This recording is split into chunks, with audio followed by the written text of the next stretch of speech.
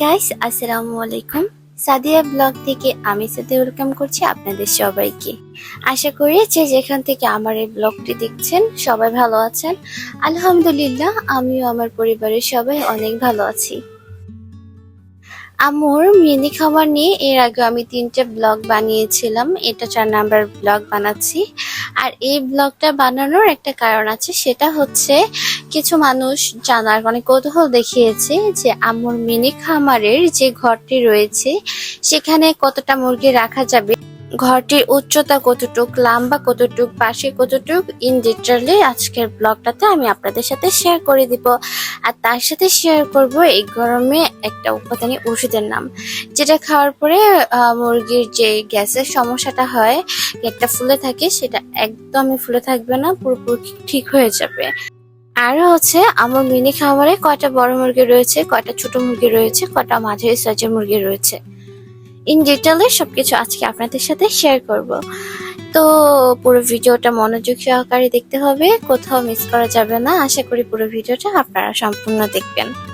আম্মুর মিনি খামারের যে ঘরটি রয়েছে সেটির উচ্চতা হচ্ছে 5 ফিট, লম্বায় হচ্ছে 4.5 ফিট এবং পাশে হচ্ছে 3.5 ফিট।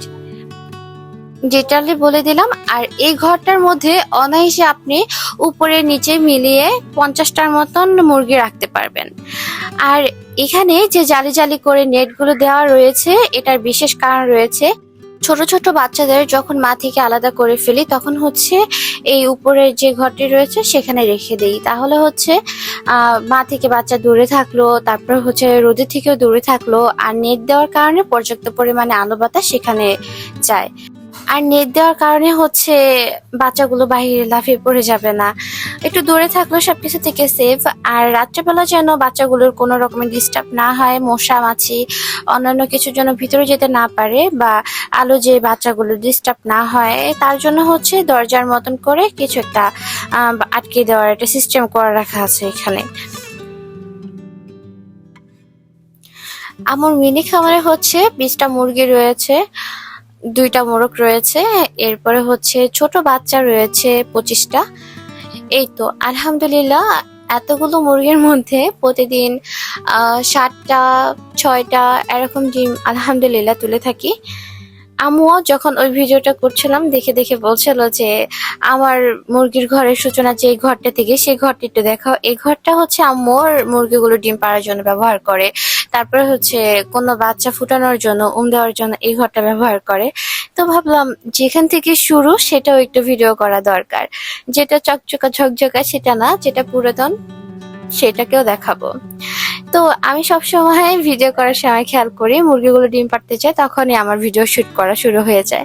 তো আমার মনে হয় মুরগিগুলো মাঝে মাঝে একটুখানি নার্ভাস হয়ে যায় যে আমি ডিম পাড়তে আসলেই কি উনি ভিডিও করে কিনা। তো যাই হোক ভিউয়ার্স, আপনাদের কাছে আমার ভিডিওটা কেমন লাগে সেটা অবশ্যই কমেন্টে জানিয়ে দিবেন। আর যদি মুরগি সম্বন্ধে কোনো রকমের কোনো প্রশ্ন থাকে সেটাও আপনারা আমাকে প্লিজ জানিয়ে দিবেন। তো ভিউয়ার্স, আপনাদের কাছে আমার সবসময় একটা প্রশ্ন থাকে, সেটা হচ্ছে আমার ভিডিওটা যদি আপনাদের ভালো লাগে তাহলে অবশ্যই আমার চ্যানেলটা সাবস্ক্রাইব করে পাশে থাকা ছোট্ট বেল আইকনটি প্লিজ একটু চেপে দিবেন আর লাইক দিয়ে ভিডিওটা কন্টিনিউ করবেন। গত 3-4 দিনে মুরগিগুলো যে ডিমগুলো পেড়েছে সেগুলো হচ্ছে মুরগির ঘর থেকে আনিনি, আজকে হচ্ছে ভিডিও করার জন্য এগুলো একসাথে তুলে নিয়ে আসছি। আপনাদের সাথে শেয়ার করব যে কতগুলো ডিম তুললাম একসাথে। আমার কাছে এই ব্যাপারটা অনেক বেশি ভালো লাগে, অনেক ঝুড়ি ভর্তি ডিম দেখাতে আপনাদের আমার অনেক ভালো লাগে। তারপর হচ্ছে আম্মুর মিনি খামারে যে বাচ্চাগুলো রয়েছে এগুলো একটু ঘ্যাকটা ফুলে ফুলে থাকে, তো ভাবলাম আপনাদের সাথে এই সমস্যাটা শেয়ার করি, তাহলে হচ্ছে একটু সমাধান আমি নিজেও বের করেছি, আপনাদের সাথেও সেটা শেয়ার করে দিচ্ছি। সেটা হচ্ছে অ্যান্টাসিড প্লাস যে ওষুধটা রয়েছে সেটা হচ্ছে আপনারা মুরগিকে খাইয়ে দিবেন, ইনশাল্লাহ গ্যাকের যে প্রবলেমটা রয়েছে সেটা দূর হয়ে যাবে। আর রেনাসা যে ওষুধটা আছে সেটা একটু খাওয়ানোর ট্রাই করবেন। এখানে আব্বু হয়েছে মুরগির জন্য খাবার নিয়ে এসেছে, ভুসি আর কুড়া, এই দুইটা একসাথে মিক্সড করে হচ্ছে একটা খাবার বানাবে। আর আম্মু মুরগি খাবার খাওয়ানোর জন্য চলে যাবে, তো আমি ভাবলাম যে তার আগে ভিডিওটা একটু শেয়ার করি আপনাদের সাথে। এই খাবারটা হচ্ছে মাঝারি সাইজের যে মুরগিগুলো রয়েছে, 2 থেকে 2.5 মাসের যে মুরগিগুলো তাদের জন্য এই খাবারটা। আর বড় সাইজের যে মুরগিগুলো রয়েছে তাদের জন্য ধান, গম এই ধরনের খাবারগুলো দিয়ে থাকি আমরা সবসময়। তো আম্মু হচ্ছে সুন্দর করে বাচ্চাদের সামনে খাবার ধরলে হচ্ছে সব বাচ্চাগুলো একসাথে এসে খাবারগুলো খেয়ে যায়। আর যদি একটু আম্মু দূরে চলে যায় তাহলে হচ্ছে খাবারগুলো একেবারে পাড়িয়ে পুরো নষ্ট করে ফেলে, খাবারগুলো আর খাওয়ার উপযোগী থাকে না। তখন হচ্ছে ময়লা জমে যায় খাবারের মধ্যে, সেই খাবারগুলো খেলেই হচ্ছে মুরগির ঘ্যাকের মধ্যে খাবারগুলো শক্ত শক্ত হয়ে যায়। তো আপনারা এই বিষয়গুলো খেয়াল করবেন। অনেকগুলো সুন্দর মুরগি থাকে, তার মধ্যে হচ্ছে একটা মুরগি বা অনেকগুলো সুন্দর জিনিস থাকে, তার মধ্যে একটা জিনিস অনেক বেশি সুন্দর হয়। তো একটু আগে যে মুরগিটা দেখলাম, এই মুরগিটা হচ্ছে আমার পছন্দের একটা মুরগি।